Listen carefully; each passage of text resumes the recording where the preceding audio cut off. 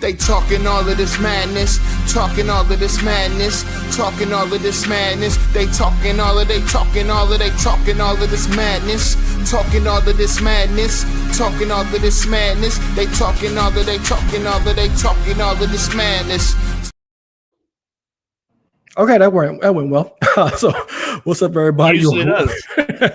You're watching, you are listening to the Matt Madness Wrestling Podcast. I'm your host, Ayla Aaron Lloyd. I'm joined with my guy, X2 Fly, Eric Tribicki. How you doing, babe? Doing good. I'm doing all right. So, I hope you guys enjoyed the new intro. I'm learning, guys. That went very well. I wasn't sure how it was going to come out, but it went out really well. So, as always, subscribe on all podcast platforms: iTunes, Google Play, Podbean, and Stitcher, and go head over to Ringside Collectibles. Use code MMADNESS to save 10% off your order. So we've been going for a minute. A lot. Usual. Yeah, I know. A lot's happened. First, I want to start with this because this is one thing I don't give AEW a lot of love, but Mariah May and Toni Storm, my God, I gotta give it up for them. I really do. That was Tony's back out of her carrying that company. Yeah, it was. That was beautiful. It was wonderful. It's gonna be tough to top that as far as a women's match and as far as a women's match for the rest of the year. I think that was a really excellent, well done match. Perfect Hollywood ending, no pun intended. And other than that, we missed a lot. Like, for example, we missed the John Cena heel turn. We'll talk about that. We missed Elimination Chamber, and we missed the return of Roman and Seth and Roman at Madison Square Garden helping out Seth against Punk. But while we were going, I didn't watch much. There's one thing I did want to bring up that I did watch, and we talked about this a while ago. Now, me and you never watched it, but I finally saw No Holds Barred. Oh, okay, yeah. Yeah, it's on Tubi. So salute to Tubi because Tubi stepped it up. It's not just for the bad black movies anymore. They really stepped it up. They streamed the Super Bowl, and ever since then, everything's been up. And even NXT episodes are up there, believe it or not, because they had the whole Evolve deal. So older episodes starting from last year of NXT are on there as well. And they had the WWE movie. So I did see No Holds Barred. It was the perfect, like, late 80s, early 90s movie. You know, it had like the cheesy 80s, 90s movie scores when something funny was going to happen or somebody's driving, like the basic like cab music and stuff like that. I really did enjoy it. I have nothing bad to say about it. It was right up my alley. If I was around back then, I would have loved it. The only nitpick I had with the movie is they try to make Hulk Hogan sexy, and that's not going to happen. that will never happen. So that's my only nitpick. But I did watch No Holds Barred. I really did enjoy it, and I'm really trying to see Queen of the Ring. I'm hoping to see by nefarious means, but I really do want to see Queen of the Ring because I'm a big fan of Emily Bett Rickards. You guys will know her from Arrow. She played Felicity, and AEW did such a poor job promoting this thing. I didn't even know that was a movie Toni Storm was in until like the week of.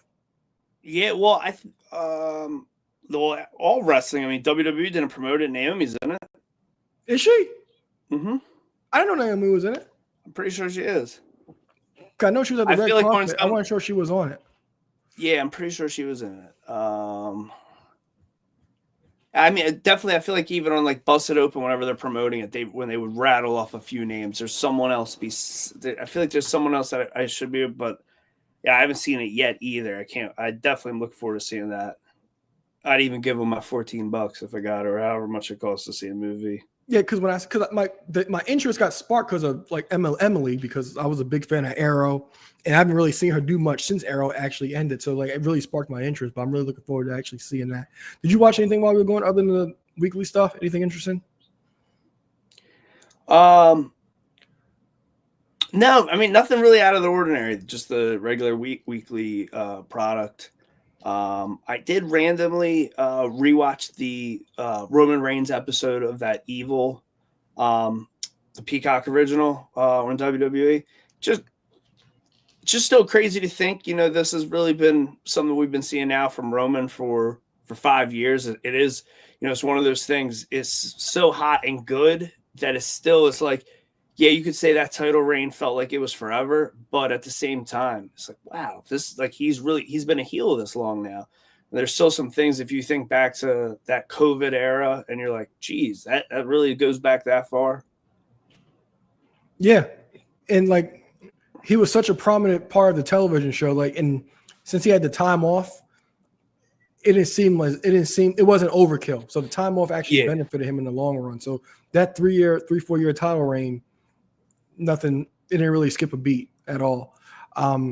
So while we were going, we'll just start with the top. Real quick, one other thing, just because you mentioned poorly advertised. However, since I'm wearing a hoodie that you got me as a gift many moons ago, one other thing, I think it was touted on, maybe I just saw it in the sheets, but it wasn't this week, but in the next couple weeks, maybe next week after Dynasty in Philly, but AEW is about to surpass Nitro on weekly episodic episodes. I did see that. Your thoughts? Well, good for them. I don't have. At this point, they ain't too much better than Nitro was at this point. Like you couldn't. Tony Storm is Tony Storm. She's got the backside to hold them up, but I don't know how much longer she can actually do it. Mm-hmm. Because I 100% forgot Dynasty was this weekend. I wish I forgot. I'm not going, but it's one of those things that I want to go. And this is even rough to say. Offered free tickets, and I'm still not even in. That's awesome. That's awesome. That's awesome. It's a damn shame when, like, to me, the most intriguing thing is for the trios tag titles. That's saying it ain't even that intriguing. That's saying a lot. But while we were gone, like I said, the biggest thing that happened was the John Cena heel turn. So just to pretty much sum this up for the most part, a few weeks prior to Elimination Chamber, The Rock essentially invited Cody to a Diddy party, and you cannot tell me this does not look the face of a guy that got invited to a Diddy party for the most part. Cody looked completely dejected from the whole situation. He turned The Rock down, and John Cena, surprisingly, is the one that ends up aligning with him. Now, going into this whole thing, if we preview Chamber, I was full on going to give you this whole rant about how CM Punk was going to be the one to turn heel, to basically sell his soul to The Rock, to guarantee his main event spot. Because even before the match, during Punk's entrance, Cole said Punk's time is running out the main event WrestleMania. So I had a whole statement prepared for Punk, and shockingly, it's Cena. And my opinion is a lot left to be desired with the Cena heel turn. We still don't know a lot, but I want you to take this first. What are your thoughts on John Cena and his heel turn so far? So far, exciting, kind of everything. I don't want to say it's exciting because it's everything you want. It's surprising. I love that he's not giving you what we want. I love that his first promo was, you wanted me to change my music and change how I look. I'm not giving you what you want. I love the toxicity about it. We're 3 weeks removed from the heel turn, or maybe a month now, but we've gotten 3 weeks of him live in ring. And this week, his standoff with Cody was the best yet. I love the verbal joust they had. It's exciting. And I would say almost, one thing that's really cool about that product right now is it's must see. And I really don't ever feel like I know exactly what's about to happen, but I'm always looking forward to it. Yeah. So I think the best interaction was this week on Raw, because they actually finally got not finally, but the one thing I really don't like, and Vince Russo always talks about this, the invisible wall. This guy's been saying all this stuff about you, and you're in the ring with him, and you do absolutely nothing. So that always kind of gets under my skin, especially with kind of like situations like this, because Rock, Cena, and Travis Scott destroyed Cody Rhodes, and Cody Rhodes doesn't even get physical with them until this past week on Raw. And I thought it was a great back and forth between them. I love John Cena actually kind of like breaking the fourth wall, saying like, you guys said I buried people and things like that. I do appreciate that. For like his first week back on Raw, I 100% expected him to come back as Jacob Toretto. I thought he was going to come in a black muscle shirt, black jeans, and his hair slicked back. That's what I thought, but I didn't get that. And I like his reasoning. And I like his reasoning. I was assuming he was going to cut his hair. There were so many assumptions. And I love the whole cool. Everything we wanted, everything we assumed, everything we predicted, we were all wrong. Everyone. Yeah, and I like his reasoning for it. It's a valid reason, but what I feel like is missing is we've gotten to 3 or 4 times of Cena since, and we still don't necessarily have a reason why he sided with The Rock. We still don't know. And this is allegedly Cena's last Raw before WrestleMania. Maybe we get The Rock in one of the next 2 weeks for WrestleMania. He can actually say his piece to Cody Rhodes about this. I don't think Cody's or Cena's advertised again until Mania. Yeah, he's not. That's what. Yeah, I just mentioned that he's not advertised for the next 2 Raws before WrestleMania. So I'm interested to see what's actually going to happen. Maybe we get The Rock come down to Interact Forum and say his piece and why he chose Cena over Cody. But there's a lot left on the table for this. Like I said, like as wrestling fans, we want everything fed to us right away, but we got to kind of take it piece by piece. But to get nothing over a month into this is kind of frustrating. But I'm interested to see what actually is going to happen because like I said I'm in for a slow burn, just a little bit impatient because there's a lot of things that are unanswered. Yeah, it's definitely exciting, and it's a main event that is must see. And we've had some great main events the past several years, but this one is a whole different level. Yeah, it's going to be. And like I said, another thing that I do like is the fact that, if they did change Cena's music, his whole approach to things, it would, people would cheer him. Oh, and it would make Cody like even though he's the babyface, they'll be booing Cody. But at this point right now, they're actually still cheering Cody and not cheering for Cena. So that's another thing because they will fall in love with the new anything Cena. That would be evil or Yep. Because like I said, I thought he was coming out on Jacob Toretto, and I thought he would have came out with no music, like Ciampa style, just the crowd booing him. That's what I thought. Or at least something remixed or like that rumored heel music that was predicted years back. Or at least that he claimed he recorded. Mm-hmm. Or even like Sheets was saying that Travis Scott recorded his new heel theme, but we haven't got it at least yet. But I don't think we're going to because of the whole thing of Cena saying, I'm not changing up for nobody. I don't dress like you guys dress like me. So I really did enjoy that.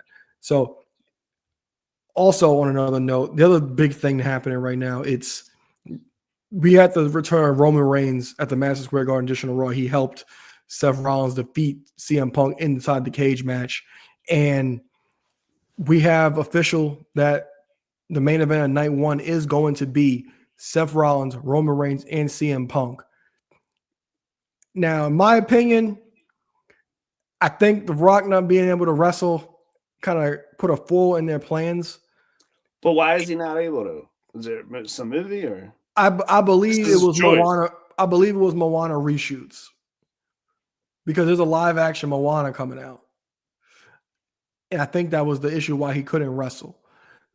And for example, like through this entire show, Seth Rollins has always gotten the upper hand on Roman Reigns. Every one-on-one interaction they had, Seth Rollins has won every one. Roman's never pinned Seth at all. So this should be the match because even last year in the main event, Roman took his eye off Cody to hit Seth. And the storytelling that they told from that was Roman took his eye off the ball and it cost him. And even going back a few years ago when they had that match at the Royal Rumble, Seth was playing those mind games with him and got himself disqualified in that match. And we never kind of got that real that we never really got that end of the chapter match for Roman Reigns and Seth Rollins. So you enter CM Punk here, and then we have the whole idea of this favor come into play. And like I said, I thought Punk was going to align himself with The Rock, and I thought Paul would have kind of like got him in touch with The Rock, and that would end up being his favor, but it wasn't. And now we have Punk inserted into this, and then my thing is for this the main event, it just can't be for nothing. It has to be for something. Like I understand pride's on the line and things like that, but it has to be for something. I like that thought. I mean, we got the cliffhanger obviously last week. That's not the favor I owed, and you get the end credits. So two ways I thought of it. Like, all right, cool. The winner gets a challenge for a world championship at Backlash, WrestleMania Backlash, as they call it these days.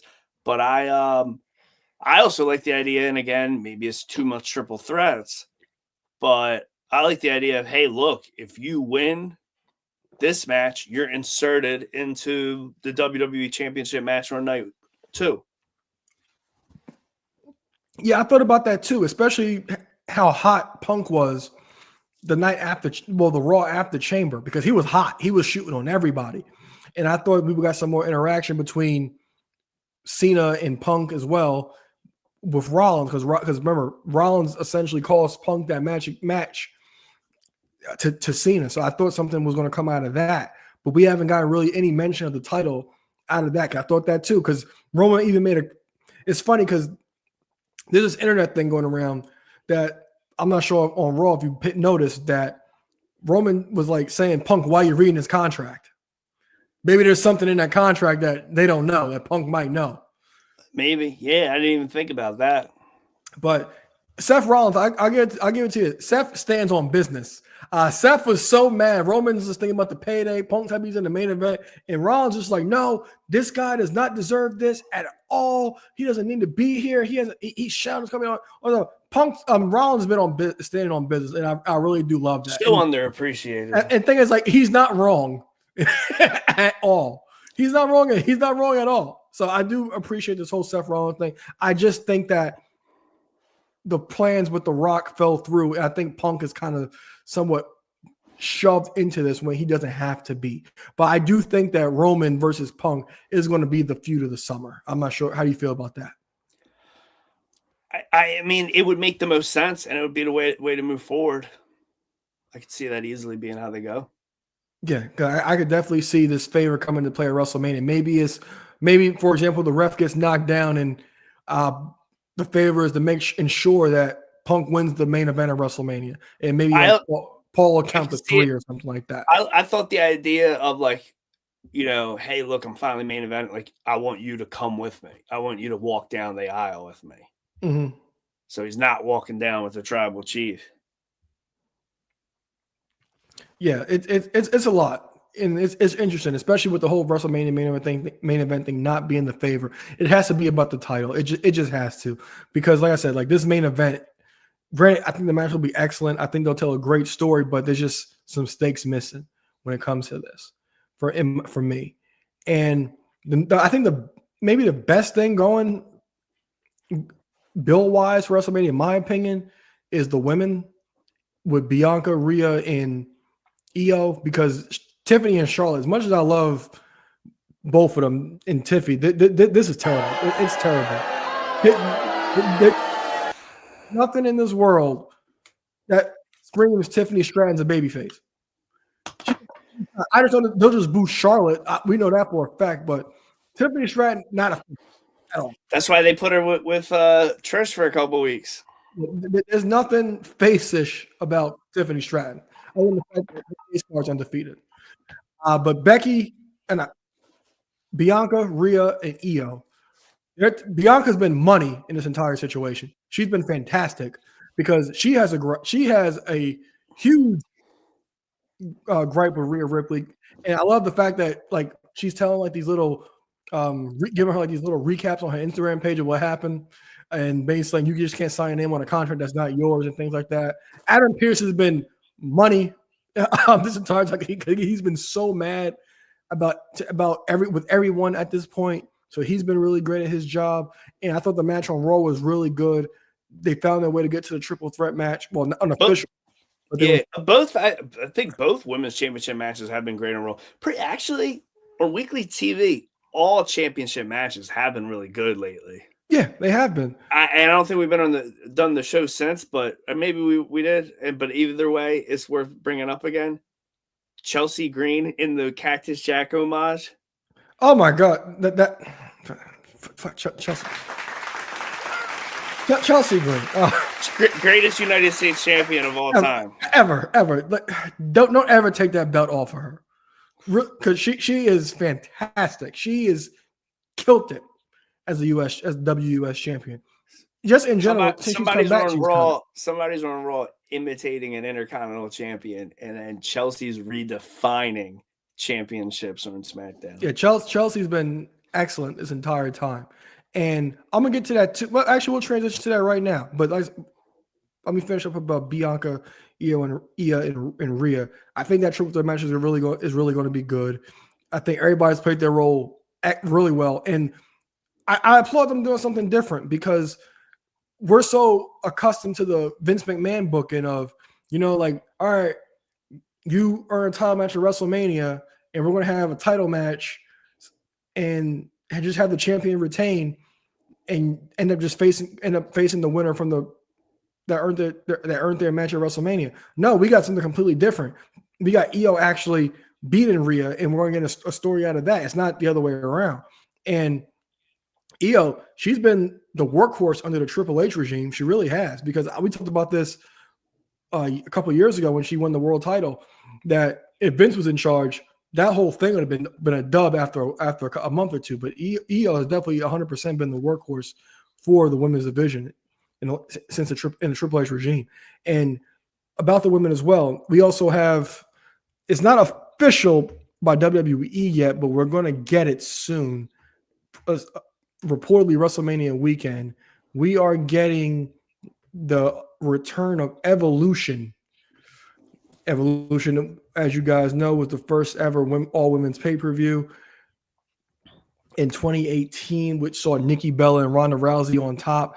It's reportedly supposed to happen July 5th at the Mohegan Sun Arena in Connecticut. And the match I think that is going to be the marquee match for that is going to be Bianca and Jade. And I'm saying that because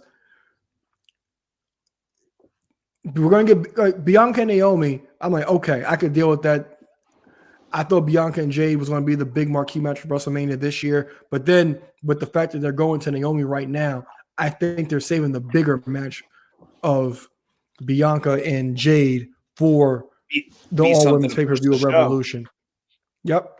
That's what I think. So that gives them a big marquee match for Evolution, and something that is going to be built actually well. That's going to be one of their big selling points for Evolution. What are your thoughts on that, and what are your thoughts on Evolution returning? I'm excited for this. I've really been looking forward to it for a little while, and I actually would like to even rewatch the 2018 show. But I mean, you just figure with how much more stacked the divisions are over all three brands have gotten, also a huge difference. I mean, like you see that, end of the show. It's actually wild when you think about it. 6-7 years ago when this happened, the women's division had 2 championships, and that was it. Yeah. I'm sorry. There would have been 3. You would have had the NXT Women's Championship on there too, and I guess that was defended, I think, right? Maybe they're just not here. That or the Mae Young Classic. I believe. Yeah, you know what? I think I see Mae Young shirts there, but I mean, you just think about it right now. We're going from 3 to 7. Yeah, it's doing more than double. So there's a lot going on. I mean, obviously it doesn't have the exact star power, but I mean, in this climate, almost like the NXT women could potentially main event this just because of how stacked they are.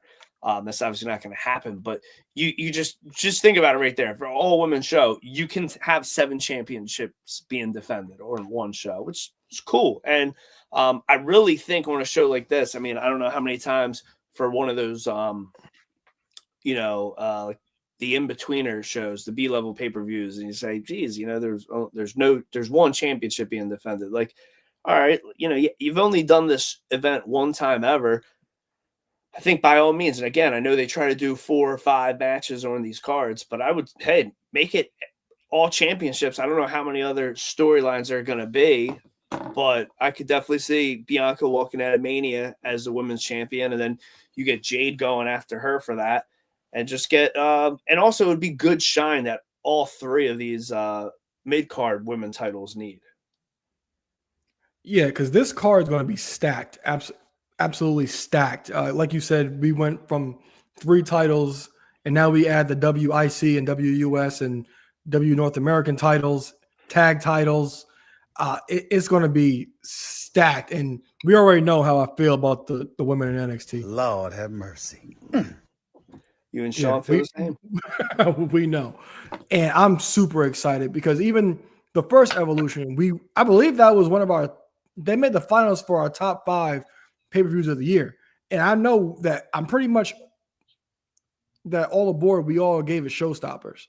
We really did. Now, people had a lot of problems with Nikki Bella main eventing, but that was the main event that the show did need against the biggest woman in the business in Ronda Rousey at the time, the person who started the women's revolution versus the biggest thing outside of wrestling for women's sports at the time. So that did have to happen. This one, like I said, I think we're getting Bianca and Jay for a world title. Who knows what we're going to get? Maybe we'll see Charlotte weasel it to be a triple threat.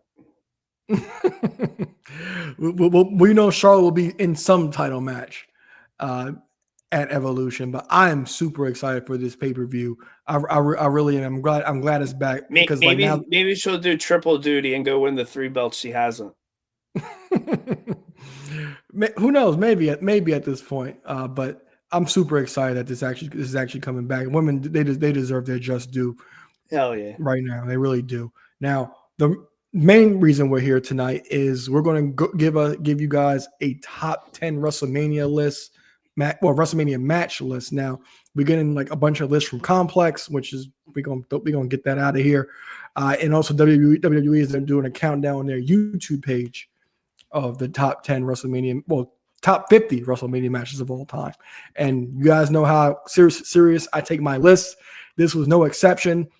And this might have been the hardest list that we've done, and I've done, like me specifically, because when it comes to WrestleMania, it's like the spectacle, the moment, the feels, and then the last thing you might think about is the in-ring work.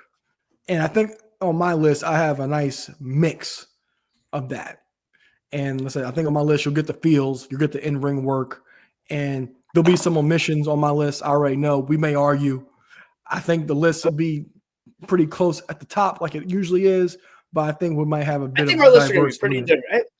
I'm thinking we got 3, maybe 5 tops of sames. I know what our. Yeah, I do too. I think it's all towards the top, but I don't know. We're going to have different lists. Like I've been doing for a decade, freestyle the list. Might be switching my my numbers up. I think yours may be a little true, so I'll go first for number 10. When we after 6, we'll throw in a couple honorable mentions. But for my number 10, I think this might be on your list. I had to bring something out from the show since I was sitting next to you there. We're going WrestleMania 34 for the SmackDown Women's Championship. Asuka defending against Charlotte. That is not on my list. Okay, it's in my honorable mention. Like I said, this was hard. Yeah, I just not easy. The genuine feel on how like big match feel, the surprise of Asuka losing, like the energy was real, and then also,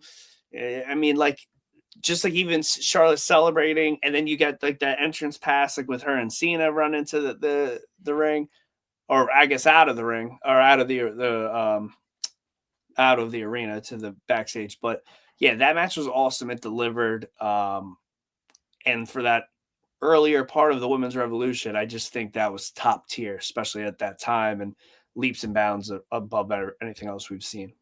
Yeah, it was definitely an excellent match. I tried to fit that on the list, but I just couldn't get there. My number 10, I don't know if this is going to be on your list, but I know I'm going to get a lot of shit for this. My number 10 is Hogan versus Warrior from WrestleMania 6. That's my number 10. All right. Yeah, there's going to be – so I'll say this. There is two matches on my list that I did not watch when it happened. only one is from when I was younger. So spoiler alert, I got nothing from Mania 3. There's no Andre getting slammed by Hogan. There's no Macho Man dropping the IC title to Ricky the Dragon. As great as those matches are, this is I'm not putting like these are X2 Fly, Eric Trimbicki's top 10 favorite Mania matches. So it ain't gonna be nothing like complexes. So there's gonna be Mania 6. Good for you. All right. So have you ever seen this book before? Hold on. Sharing my screen. This book right here. Can you make that out or no? WrestleMania, the official insider hardcover book. Looks like it's a WWF one. Yeah. No, I have not. I mean, I've seen. I think I recognize the cover, but I've never opened it. Okay. So I remember as a kid, I wanted that book so bad, but it was like $60 or something like that. But I eventually got it when it went on clearance. That was the first time because it came with a DVD, and that was the first time I saw Hogan versus Warrior. Because I always seen the picture of somebody holding up the IC and world title at the same time, but since his face paint was gone, I never made out that it was Warrior as a kid. So like that match was on that DVD. So when I saw it and saw the outcome, I was like, wow, like that was awesome. Like even when we reviewed it for the show, I wasn't born yet, but I appreciate the match for what it was because like that's not too far removed from the stuff that we were watching from when we were kids. Yeah. And like the significance behind it as well. I talked about that before we start the list. Significance behind it was that was somewhat supposed to be somewhat a passing of the torch of Hogan the Warrior, and Warrior being the new guy, the new top guy in the company. And like even like after like Hogan like tried to like to kick out really quickly right after the right after the splash and like pointing to the heavens and stuff like that. Protect myself, brother. Yeah, gotta just try to like point to the heavens and things like that, and him handing over the title to Warrior, and then just that shot's forever gonna be epic. So that's my number 10, Hogan versus Warrior. I'm very upset. I had to put it on there because like I said, feels historic relevance. Go ahead. So again, I'm going off my personal feels for my list, but I know we reviewed that match years ago on the show, but I can vividly always remember, I guess this is Christmas 2013, maybe Christmas 2014, but I feel like it was 13. What was that? The Ultimate Challenge? Yes. Is that what they called that match? So I had a picture of Troy sitting on my brother Rick's lap at my dad's house on Christmas Day, and for some reason he pulled that match up, and it was either playing on the Mac computer or it was playing on the TV. And I remember it was my first time watching it since the early 2000s or the 90s, and I just remember just like the selling and everything we're watching. I'm like, geez, different, just different. All right, go ahead with your number 9. Man. All right, number 9, there's some recency bias on this list, but like when I say that, number 9 should be higher. I'll say this: WrestleManias weren't that great for the longest time until we got to WrestleMania 17. At least that's what's on the background back there. There was a lot of like recent stuff that I wanted to put on there, but like I said, you got to kind of like. You kind of got to show. So your list gonna be perfect. Mine's gonna be like a fan and what I felt. This match I did not watch live. This match I have seen 100 fucking times. I have watched this match on VHS. I have watched this on DVD. I've watched it on YouTube. I watched it on the WWE Network for $9.99, and I've seen it on Peacock. WrestleMania 10, Razor Ramon, Shawn Michaels. The Intercontinental Championship ladder match. That's not on my list. You're a dirty dog. That is not on my list. My number 9 is Rhea versus Charlotte from WrestleMania 39. That is not on my list. That's wild. That's wild. You got Charlotte on there with number 10, but Rhea and Charlotte I thought was amazing. WrestleMania 39 arguably might be the best WrestleMania of all time. And there were going to be 3 matches from that show on here, but I took one out for Hogan Warrior because of the nostalgia and historic meaning behind it. But Rhea versus Charlotte, fantastic match. The match that nobody really wanted because we had saw them face off 2 times prior, but this was arguably their best match. I think those 2 actually had against each other. Fantastic match. So my number 9 is Rhea and Charlotte from WrestleMania 39. For my number 8, I'm mentioning another match I did not see live. It's WrestleMania 10 for my number 9 spot. I was a young kid. We were not buying pay-per-views at the time. And then over my 7-year lull, not watching wrestling, a little indie show called WrestleMania 21 took place. And Kurt Angle and Shawn Michaels put on a spectacle. So Angle and Shawn for their first one-on-one match. I like it a little more than you. Just a tad. So my number 8 is The Rock versus Hollywood Hogan from WrestleMania 18. I remember watching that on the hot box. And just the hype around that match. I remember the promo from The Rock and Hogan right after No Way Out. It was like something that you never thought you would actually see. And the way the match played out, it was like that. Like the crowd turned on The Rock and Hogan like hulking up and winning the fans back during the match. It was just something to watch. Like I said, historic, gave you the feels. Might not be the best from an in-ring perspective, but that's what the eras facing off against each other. That match is going to be forever etched in WrestleMania history. So my number 8 is Rock and Hogan from WrestleMania 18. A phenomenal honorable mention for me, but did not make my personal 10. But what did was 2 years later in the main event when Eddie Guerrero beat Kurt Angle for the WWE Championship. Okay. So mine, well, in WWE history, that was the main event for WrestleMania 20 in the new WWE history. Oh yeah, geez, I forgot Eddie comes out at the end. Look at me, lost in the mid card. My number 7 was your number 8, and that's Kurt Angle, Shawn Michaels, an absolute clinic of a wrestling match. Can't say enough about it. The fact that HBK tapped for the first time, fantastic.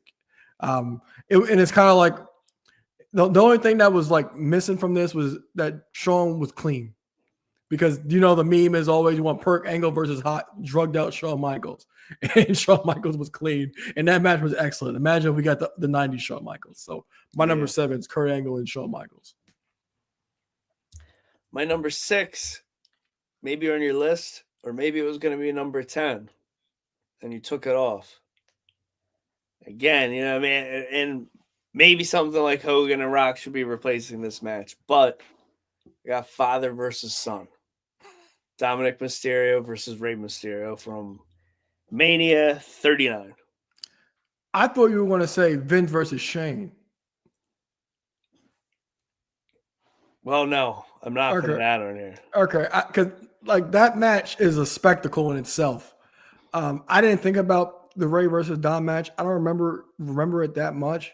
Other than the entrances, I don't remember that well.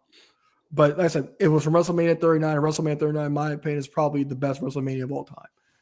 And I'll have to revisit that match now that you actually think about it. Because I do love the Dom's entrance coming in with his dad's Halloween Havoc stuff. I do love that. So my number 6. I might actually change it, but no, I'm just going to rock what it is. I'll leave it where it is. Steamboat and Savage, WrestleMania 3 for the IC title. I actually played the match and rewatched it numerous times. I played it on WWE 2K24, and I've seen it a bunch of times throughout the years. Match still holds up. It's something you can actually still turn on to this day and actually show somebody younger, and they actually can find some kind of enjoyment with it. Yeah. So my number 6 is Steamboat and Savage, WrestleMania 3 for the IC title.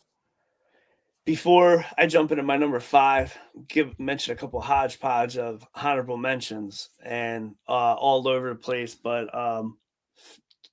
guilty pleasure, the WrestleMania 14 Tag Team Championship match, Chainsaw Charlie and Cactus Jack versus the New Age Outlaws.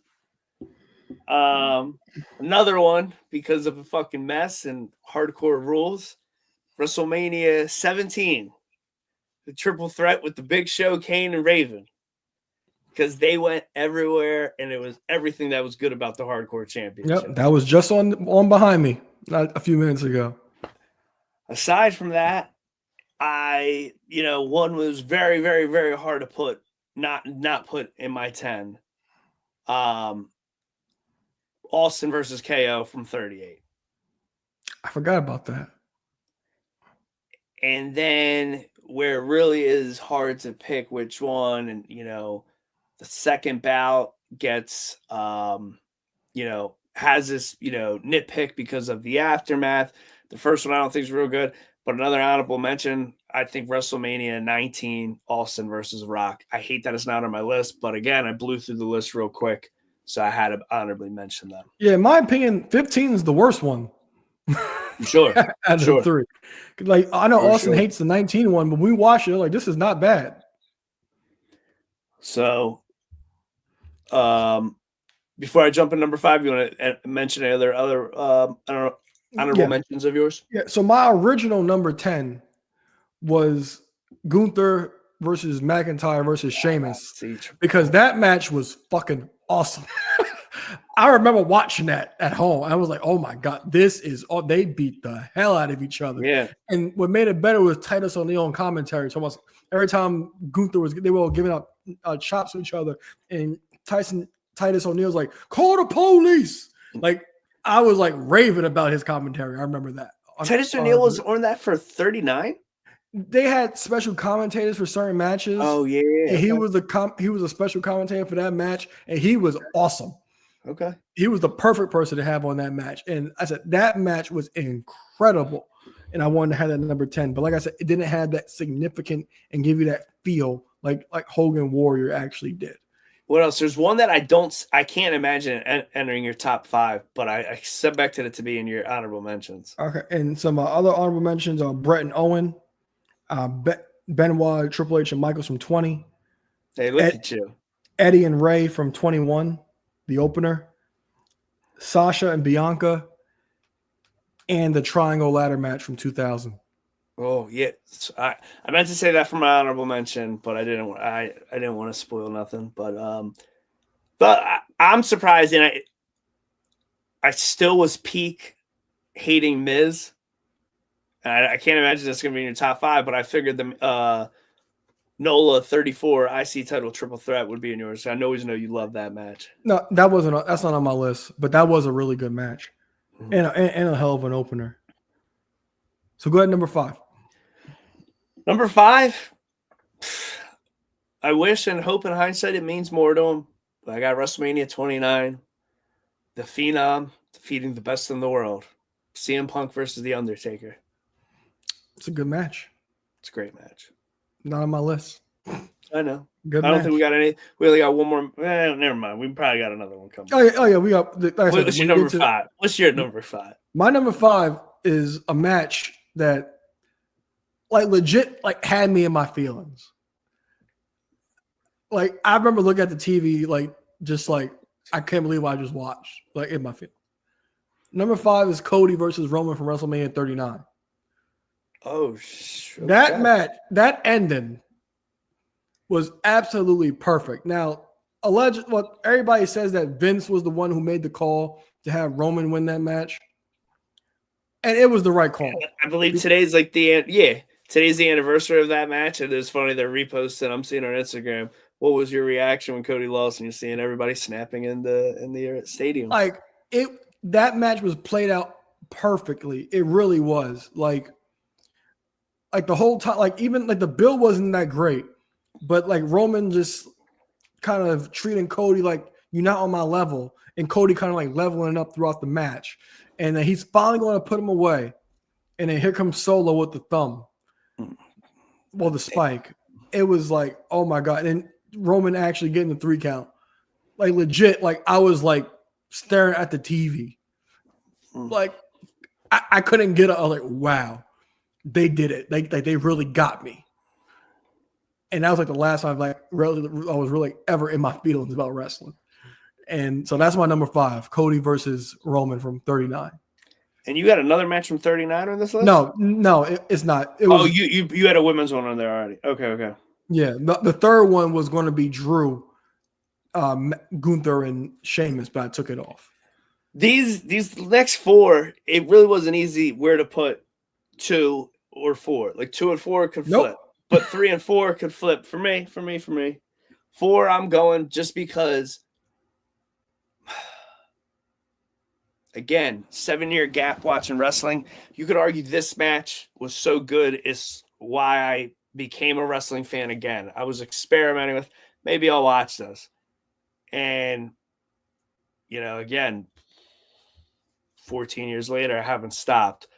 I think it's the best of their 3 matches at Mania and WrestleMania 27, The Undertaker versus Triple H. Not on my list. I seen that coming. At all. If you got the sell. I am shocked that's on your list, especially that high. You didn't even honorable mention it, you dirty dog. I didn't. I would have, you know how long my honorable mention list would be? You know how many matches this is got narrowed down to 10?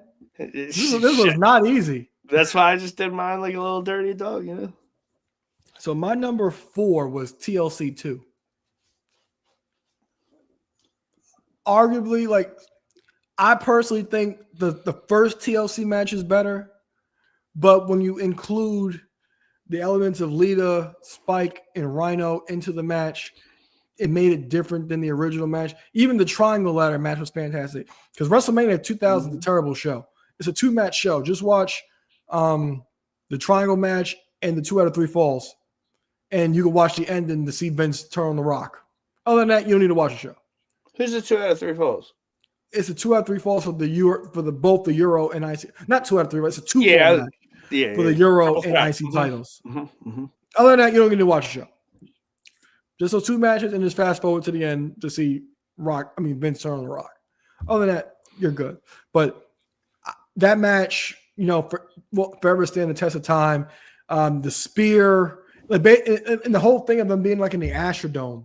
So like that spear has happened before. But the fact of like you get that wide shot and all the photo, one of the most iconic camera flashes when Edge is flying through the air to give this spear is just remarkable. And then the ending of Rhino carrying Christian on his shoulders, fantastic match. Can't say enough about it. Those guys, they elevated each and every time. TLC 2, my number 4. My number 3.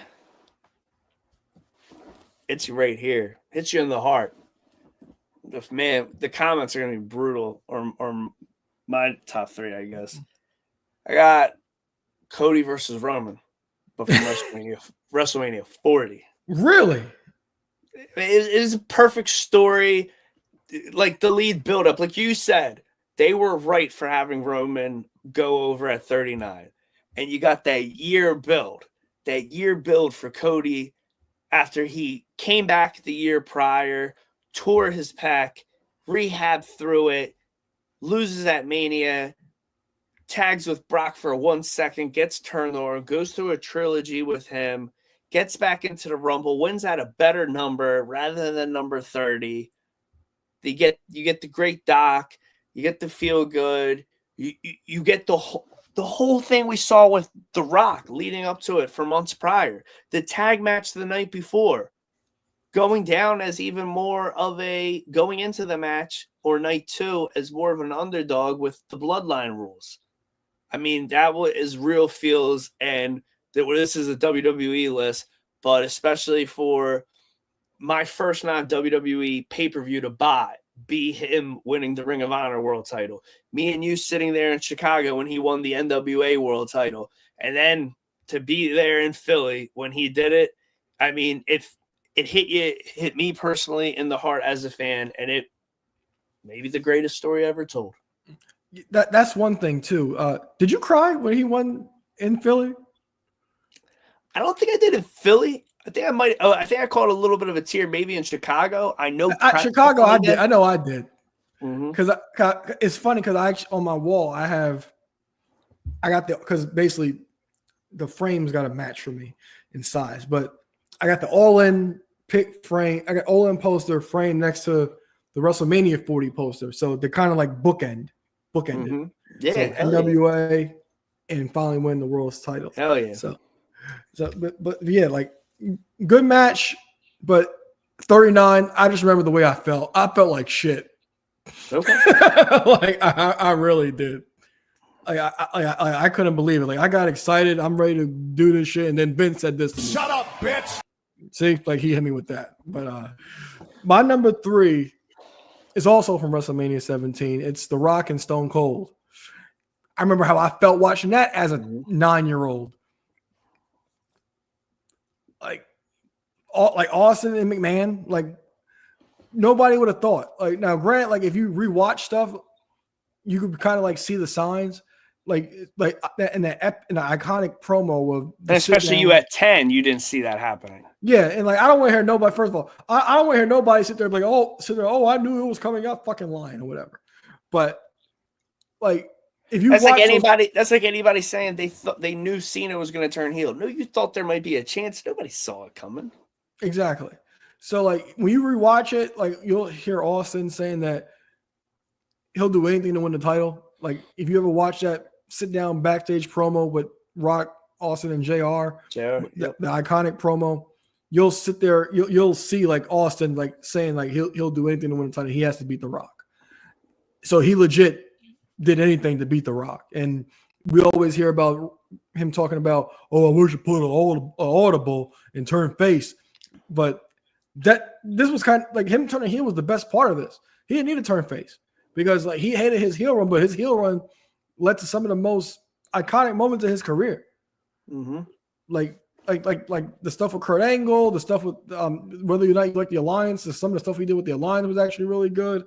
Led to the 2-man power trip. Yeah, turned to the 2-man power trip, even though that got ended short. A lot of good stuff that actually came out of that.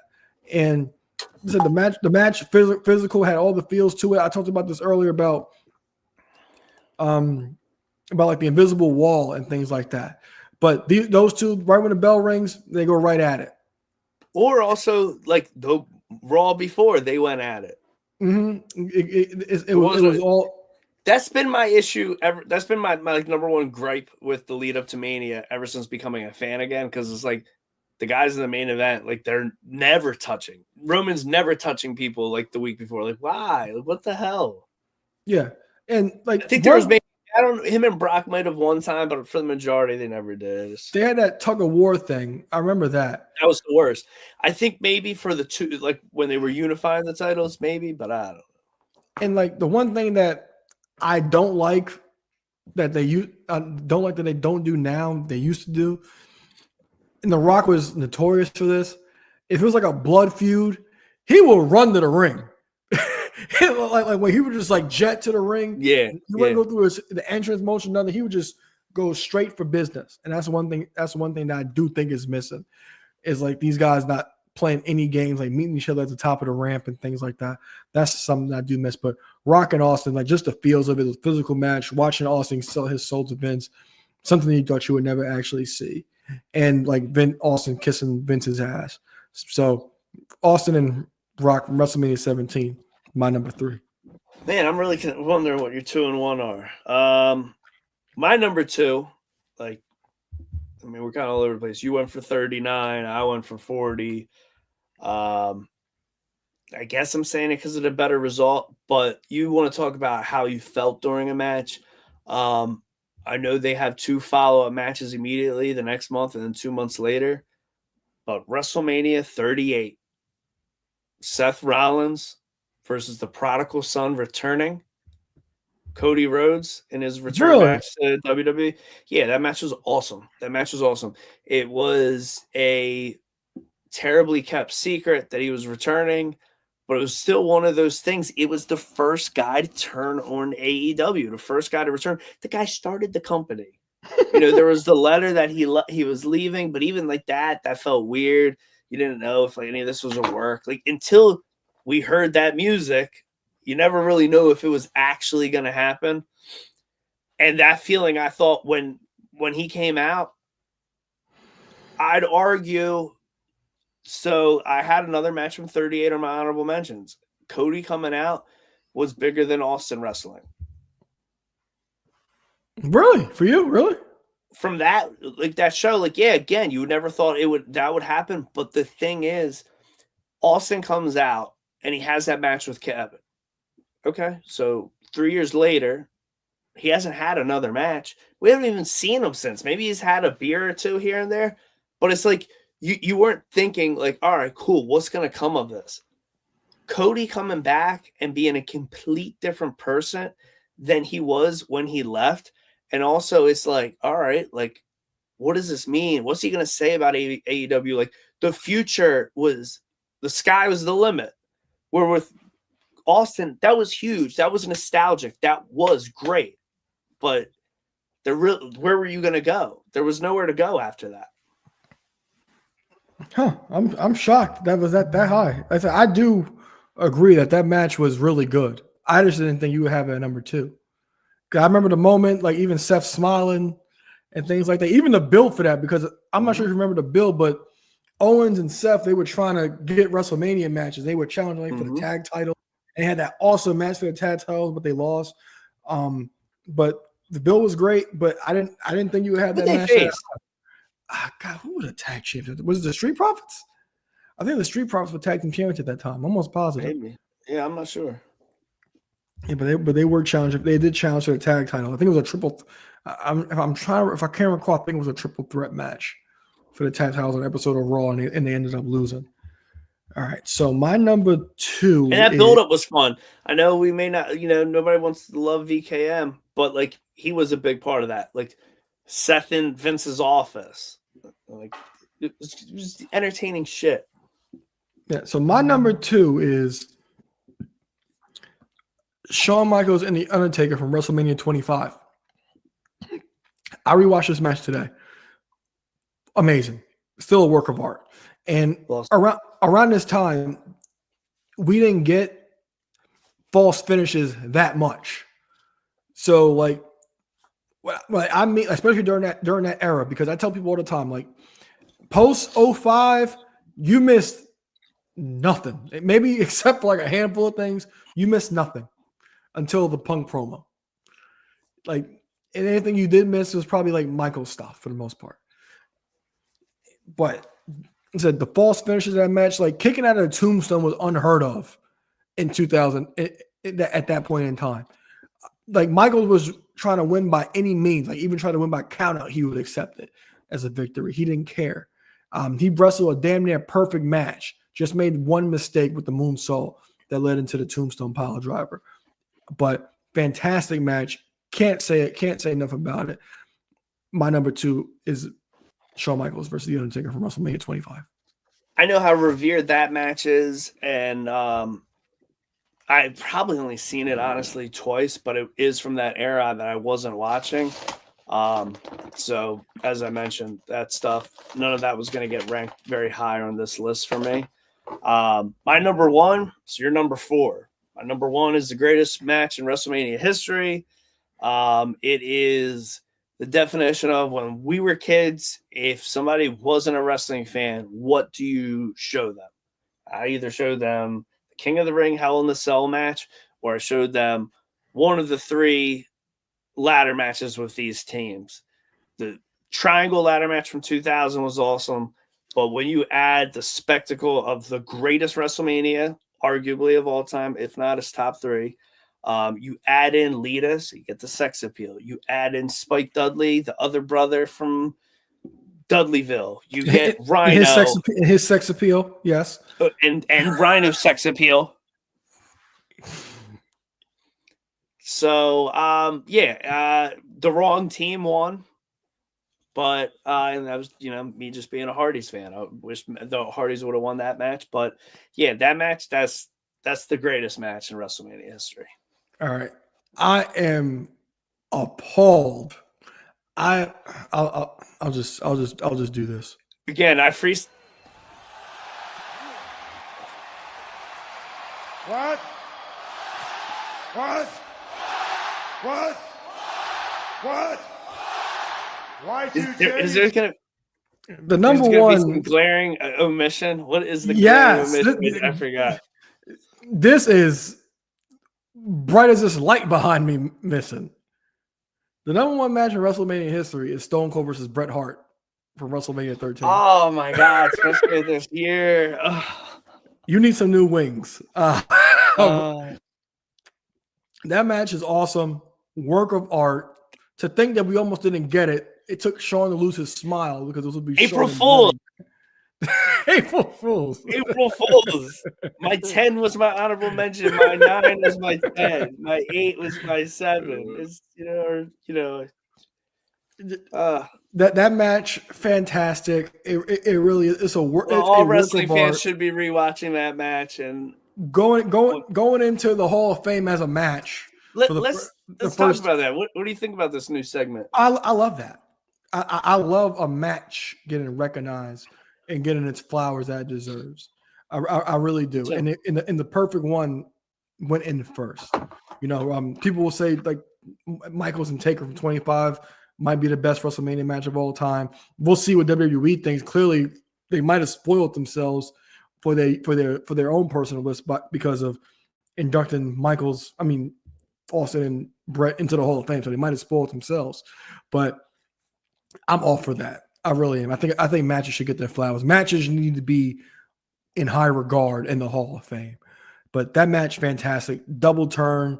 Austin becomes the biggest star in the business after that. Bret becomes better because I'm not a big face Bret guy. I'm a heel Bret guy. Bret was awesome in 1997. 1997 is a very good year of wrestling. If anybody ever wants to go back in time, it's definitely in my top 5 years. But they say you get the iconic shot, you get the blood from a stone shirt out of it as well. But Bret versus Austin, number one match in WrestleMania history, in my opinion. Glad we had the same list. Yeah. So what are your thoughts about a match getting into the Hall of Fame? I love it. I thought it was exciting. It makes it so I guess the one thing that's gonna be a little weird about it, I don't know if it is that gonna warrant a ring? I think so because they're touting Bret Hart as the first 3-time Hall of Famer. Yeah, which I did just see something on that. And I guess my thought to that is, again, for easiest example, Shawn Michaels was revered as Mr. WrestleMania. And thanks to D-Generation X and his awesome career on his own, he's a 2-time, similar to Bret, 2-time Hall of Famer. So in 2035, is he going to be a 9-time or, a 9, is he going to have 9 rings because of 7 immaculate WrestleMania matches? I did hear and again, we're only talking, I guess so our list is off WrestleMania. It doesn't mean that next year's match is going to be a WrestleMania match.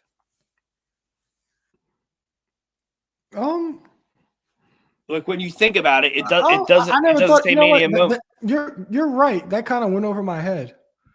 That you think of specifically WrestleMania matches. Yeah, I didn't think about it that way. But you're right. Yeah. So I guess the thing that I was listening to, there was some MMA show where a guy made a claim about he really likes this. I guess MMA Hall of Fame or UFC Hall of Fame has something like this. But typically, this segment, they like to give it for, you got to imagine, obviously, we know everything there is to know about wrestling. But, you have somebody like Steve Austin or Bret Hart, who both have all the accolades in the world and all these amazing matches. So it's parallel. But you could have somebody who went out there and had an amazing match, and they're a 1-time Intercontinental Champion.